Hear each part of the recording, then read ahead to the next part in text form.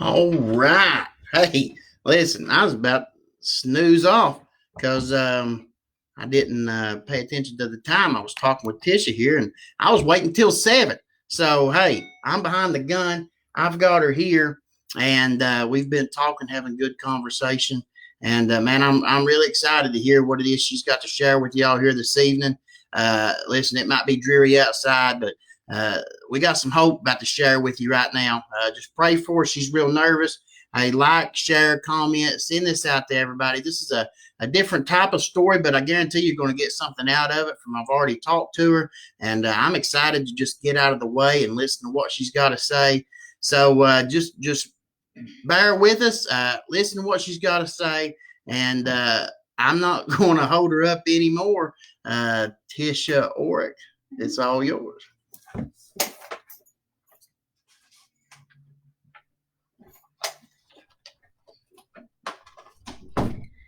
Hey guys, it's Tisha Orick, and most of you know me from Faded. I am the owner of Faded on Main Street.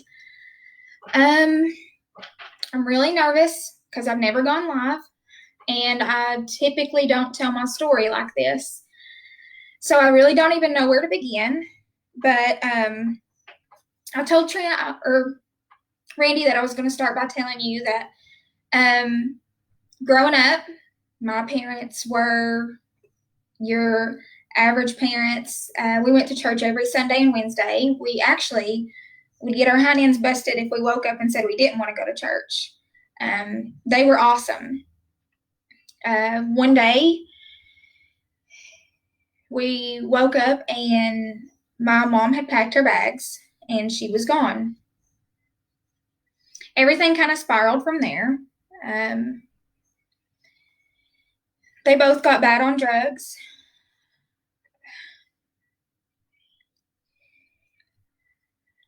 I can remember people being in and out of our house all day, people we didn't know. My parents ended up making a thing in the basement where they would do meth, and they would lock us out of the basement. And I have two younger siblings, and I can remember so many times we would need my parents, and we would knock and beat on that door, and no one would ever come.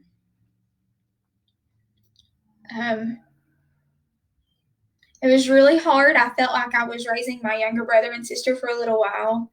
I was in the 4th grade when all this happened. I seen a lot of things that I shouldn't have, that I wish I wouldn't have. But something that never changed with me, that changed with a lot of people who saw what was going on, was my love for my parents. It didn't matter what they said to me. It didn't matter what they did to me. I could not stop loving them.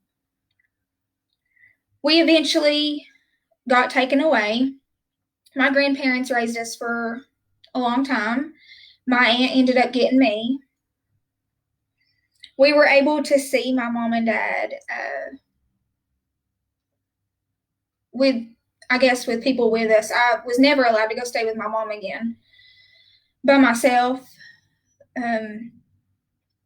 Anytime we saw them, they were messed up. My mom became a severe alcoholic. I can remember being in high school, and people that I went to school with would say, I seen your mom walking down the street the other day, and she didn't have any shoes on. I heard that so many times.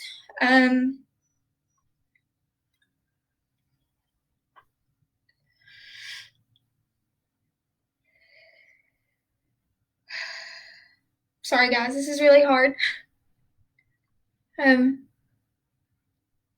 I even had students that I went to school with say that they had partied with my mom.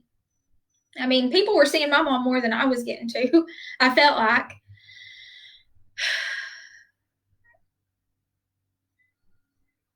I wanted nothing more than to be able to be with my mom again, and my dad. When I moved in with my aunt and my aunt was raising me, my mom would always come by And everyone used to get so mad at her because she would say and do things to try to like make me feel guilty for her choices. And it was the wrong thing on her end to do. And I knew that, and I know that, but it didn't. I let her do it because I loved her. And I knew what was right and what was true. And like I said in the paper and stuff, when people have asked me, you know, I can remember my mom coming up to me and just crying and so sincere and saying, I don't want to be here. I want you guys back. I just can't. And over the years, I learned how hard it is for someone to actually quit. And I used to think, like, why can't you just stop? I'm standing right here in front of you. All you have to do is stop drinking, and you can have me back anytime you want. And I got so angry with her. I remember just yelling and crying and being so angry. But I loved her so much. I guess there was some sort of understanding. And I knew that she had dealt with a lot in her childhood, which to me plays such a huge part. And that's why I tend sometimes to get so aggravated with people when they jump to the conclusion on an addict and say, well, they made this choice. They made this choice. Well, my mom and dad grew up raising me in church and doing all the right things. And then something just snapped. And I tell people all the time, I know without a shadow of a doubt, they did not just wake up one day and say, I think I'm going to do this and lose my kids and lose my house and everything I have. I don't feel like that's what they intended at all. I tried and tried and tried with my mom. I did everything that I could to help her. And that was even with people telling me that I was crazy, that I needed to give up, that if she wanted help, she would get help. And do I understand that? Yes. But at the same time, I didn't feel like for me and where I was at, that I should ever give up on her. And I don't regret it. Luckily, my dad, he was addicted to meth. And I asked him about it, and he said he literally just woke up one day and said, I want my kids. And that's how he quit. He lost his house. He lost everything. And he said, I just woke up one day and I wanted my babies back, and I dropped it. And some people can just drop it. But I think it's important for people to understand and get a feel for the people who can't just drop it. It really isn't as simple as it sounds. And it's a very sad story most of the time.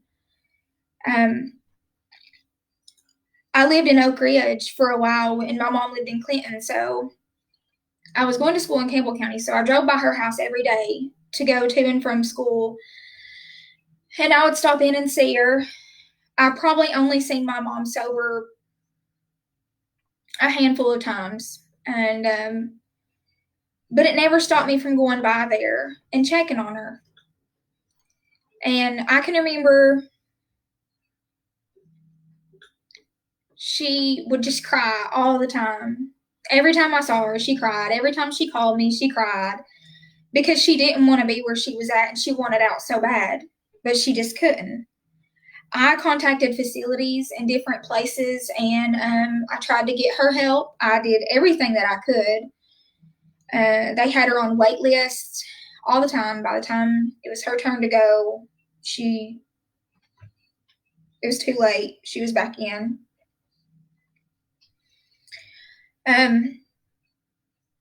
But I never gave up on her, and I never wanted to. You could ask anyone who knows me. I love my mom more than anyone else in the earth. That was my best friend. And I remember being at home, and I got a call from her boyfriend, and he said, your mom won't wake up. She's breathing, but she won't wake up. What do I do? And I said, call 911 and I'll be right there.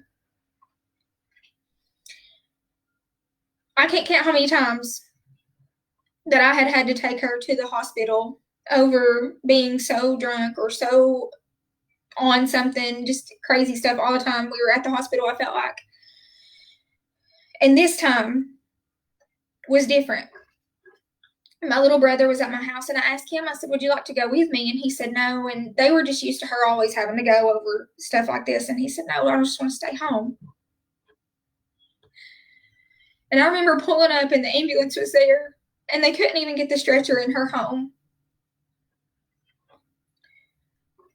So they wrapped her up in her sheets, and they carried her out. And I remember watching them carry her out, and it was the scariest thing I've ever seen in my life. It's a sight that I can never erase from my mind. And I remember thinking, please, God, just don't right now.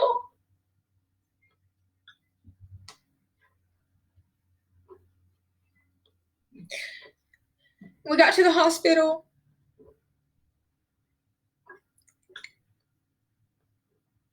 And found out that they had done all that they could do. And the doctor came in the room, and I knew.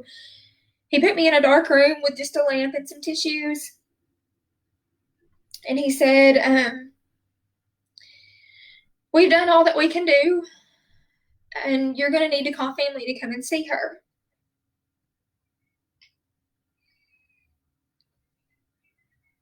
And I remember telling my brother and sister to come and see her. And it literally felt like the end of my world. But God worked in so many ways. And I think he knew what he was doing. He had a plan. Everything worked out exactly how it was supposed to. And I wasn't even allowed to, but the nurses let me spend the night in her room. And I can remember singing her Carrie Job. If you know her, she's a Christian artist. And I can remember laying there, and my mom had no, she was on a vent. She had no reflexes, nothing.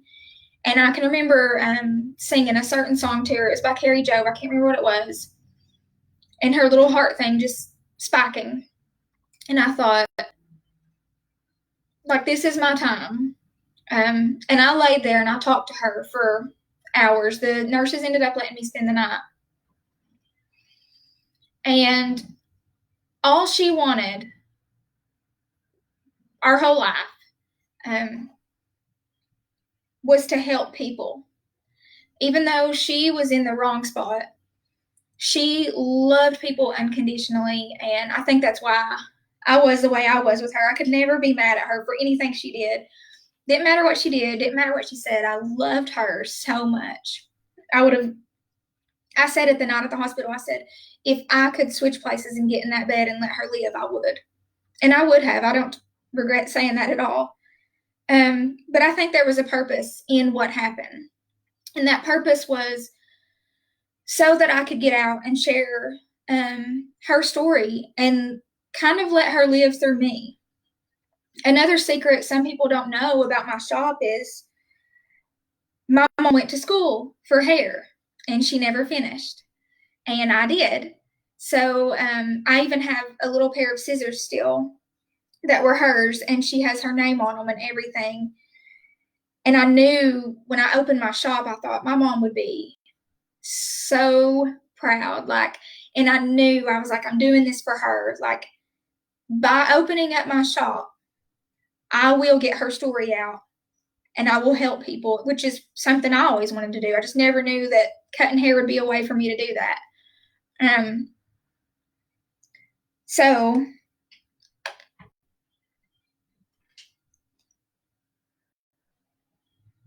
when she passed away, I honestly didn't think I was going to get over it or that I was going to get through it. And sometimes it's still hard. I myself struggle with severe depression. I think a lot of it comes from the things that I've been through, but God has kept pushing me to use this. And the thing that keeps me going now is the fact that I can use it to help other people. And when I first opened my shop, and I can remember I actually had an addict come in, and they just cried to me. I didn't say anything. I didn't ask any questions. They just cried. And I knew right then why I was at Faded. I knew that this was going to be the way for my mom to do what she wanted to do and help people, but also help me. And most of you know, as a hairdresser, I'm also a part-time therapist. So it's the perfect opportunity for people to come in and open up to me and me share my story. And by sharing my story, it has saved me. It made me feel different. It made me feel Faded has given me a purpose. And I really do feel like I'm living out the rest of my mom's life with my shop. And I always am hoping that I can help other people. And after I was at Faded for probably about a year, I decided it was time to open up a fund with the drug court and stand to try and give back. And I agreed, and some of you may have already seen that I agreed to give 10% of everything that I make every month and donate it to put towards a fund that I have named 3 Times Strong. I came up with that name for multiple reasons. Some people don't know. The day my son's due date was the day that my mom died, which was a really weird kind of scenario, but it was kind of an eye-opener because I felt like God took one life from me, but he blessed me with another, and it's my son, and I couldn't ask for anything more. And that means a lot to me. Also, there's 3 of us. There's myself, and then I have a younger brother and a younger sister. So there was always 3 of us. And by going through everything that we've gone through, we've become 3 times stronger. And that means so much to me.